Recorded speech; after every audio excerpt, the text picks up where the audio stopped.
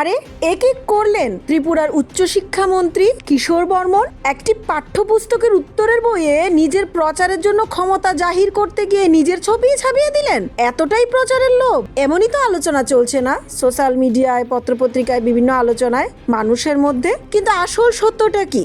2022 সাল থেকে কিশোর বর্মন নাকি ওনার এলাকায় পরীক্ষার্থীদের জন্য বিভিন্ন গিফট, জ্যামিতি বক্স, সাজেশন এগুলি দিয়ে আসছেন, যখন উনি মন্ত্রী বা বিধায়ক কোনোটাই ছিলেন না।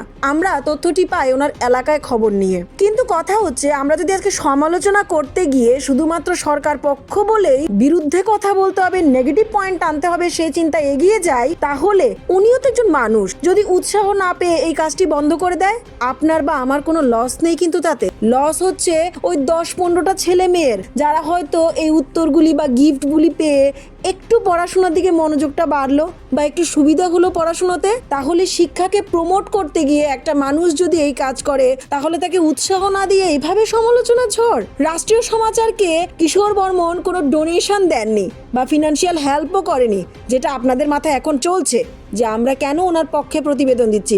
আজ অব্দি রাষ্ট্রীয় সমাচারের কোনো প্রতিনিধি সামনাসামনি কিশোর বর্মনকে ফেসও করেনি। কিন্তু যেটা সত্য সেটা তুলে ধরা আমাদের কর্তব্য।